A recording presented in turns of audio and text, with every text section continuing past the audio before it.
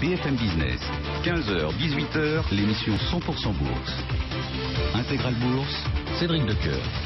L'événement de la journée, vous ne pouvez pas l'avoir manqué si vous êtes à notre écoute depuis tout à l'heure. C'est bien évidemment cette décision de la Banque Centrale Européenne sur ses taux et sur les nouveaux instruments dont la banque disposera au cours des prochains mois pour appuyer encore un peu plus l'économie européenne. C'est ce qu'on va disséquer, commenter, analyser au cours des prochaines minutes avec Patrice Gautry. Bonjour Patrice.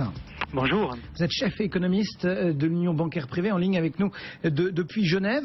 Quelle a été la réaction de l'économiste que vous êtes à cette foule d'annonces signées Mario Draghi ? Oui, je suis tout à fait satisfait puisque j'étais vraiment très inquiet de l'évolution de l'activité et de l'évolution des anticipations d'inflation. Et là, on voit bien que M. Draghi répond effectivement avec des mesures en ligne avec les attentes. Des mesures qui sont des mesures d'urgence. On le voit avec les décisions surprises sur les taux d'intérêt. On voit aussi un calendrier de ces mesures qui est en train de s'accélérer puisque les ABS, visiblement, vont quasiment être mis en place avant la fin de cette année. Et puis, on a une perspective sur les montants. Certains commentateurs, avant votre journal, le signalaient, les montants qui vont s'accélérer, puisque M. Draghi lui-même a mentionné qu'il souhaitait revoir le niveau du bilan de la BCE au niveau de 2012, soit effectivement valider l'hypothèse ou l'éventualité d'une injection de liquidité qui, au total, tout confondu, pourrait représenter plus de 1 000 milliards d'euros qui arrivent sur la table. Est-ce que ces perspectives économiques, notamment, qui servent un petit peu de justification, de détonateur à ce choix d'augmenter encore la capacité de la Banque Centrale Européenne, est-ce qu'elles sont finalement en ligne avec les chiffres que vous aviez à l'Union bancaire privée? Est-ce que finalement la vision que la Banque Centrale Européenne a de cette situation économique de la zone vous paraît correcte? C'est une vision qui est volontairement positive, volontairement constructive. Ça ne veut pas dire que ce seront les vrais chiffres. Il est évident qu'en lançant des mesures avec un calendrier aussi important, avec un avancement, je dirais, des mesures surprises, un avancement de ce calendrier, il est évident que la BCE doit afficher une confiance sur ses perspectives de croissance et perspectives d'inflation. Il est évident que les estimations que les économistes privés et que nous avons en particulier sont plus faibles pour 2015 et j'ai peur de ne pas voir le 1,6 attendu par la Banque Centrale Européenne en termes de croissance du PIB, ainsi que le 1,1 en termes d'inflation. On mettra peut-être beaucoup plus de temps à dépasser les 1%, tant au niveau de l'inflation qu'au niveau de la croissance. Mais néanmoins, c'est de l'exercice obligé, puisque là, c'est un acte de communication, c'est un acte de confiance.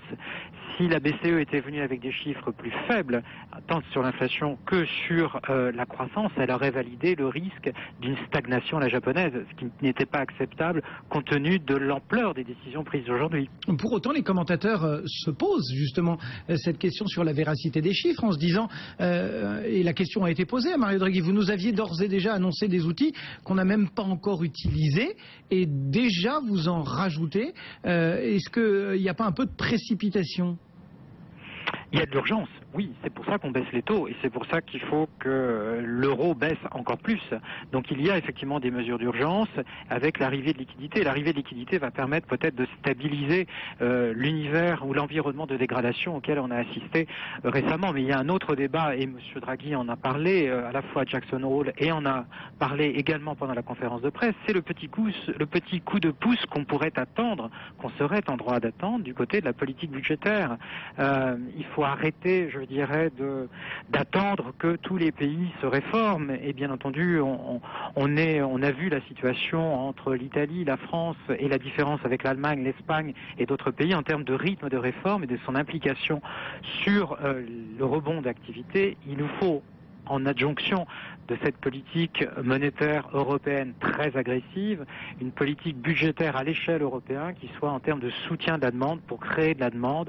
Cette demande est plus solvable et elle sera solvabilisée et elle se traduira par du crédit supplémentaire grâce à la BCE. Et aujourd'hui, en appelant à la mobilisation des politiques finalement dans les différents pays, il tend aussi un petit peu la main en disant qu'il existe une flexibilité dans les règles budgétaires, tout en sous-entendant que cette flexibilité, elle peut venir une fois que les réformes sont engagées ?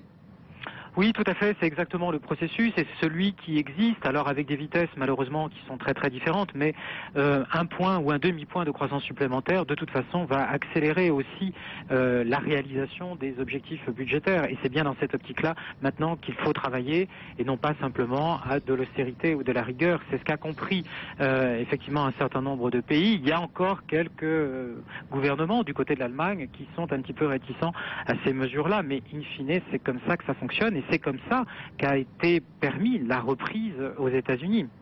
Voilà pour les principales décisions.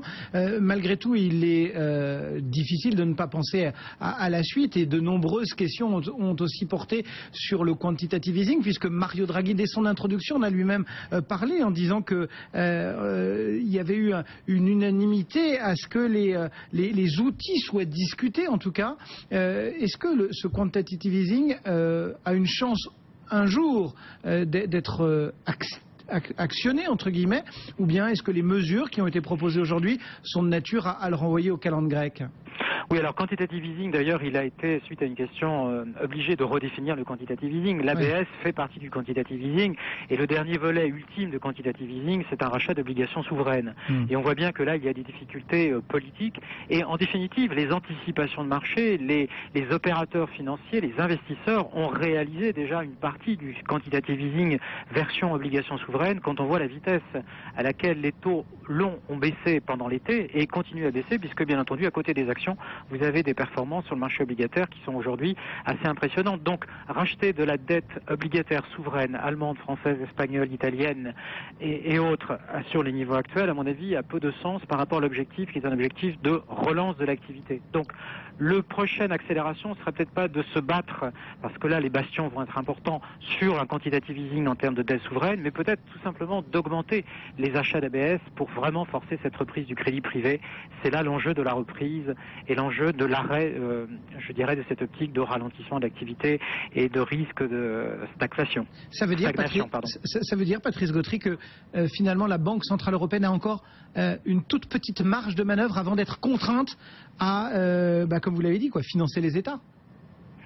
Oui, alors il y a l'autre facteur qui est, alors on refinance un petit peu indirectement les États, hein. C'est évident que quand on va faire du TLTRO, dans un premier temps la conditionnalité est tellement faible qu'il est bien entendu possible pour les banques de faire du carry trade et donc d'aider encore plus au refinancement des États, mais on a vu que le refinancement des États ne pose pas tellement de problèmes puisqu'il y a même des pays dont la France à 2 ans c'est des taux d'intérêt qui sont négatifs, donc il n'y a pas de contrainte en termes de refinancement, au contraire c'est même plutôt je dirais une subvention en quelque sorte.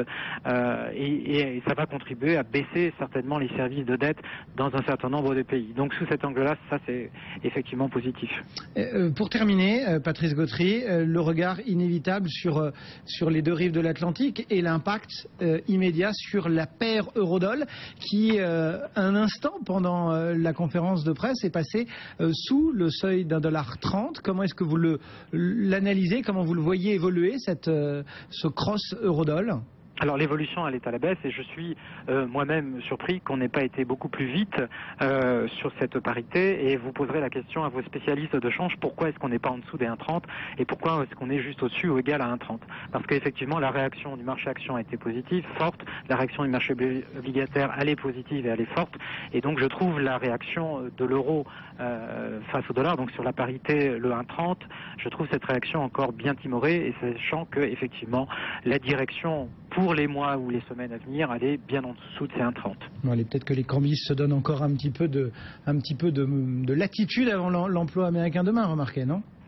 Oui, il y a peut-être ça aussi. C'est vrai qu'on a encore pas mal d'activités demain, mais les anticipations, on l'a vu avec ADP, 200, 220, ça change pas grand-chose en termes de panorama. Il n'y a pas beaucoup d'effets de surprise là-dedans.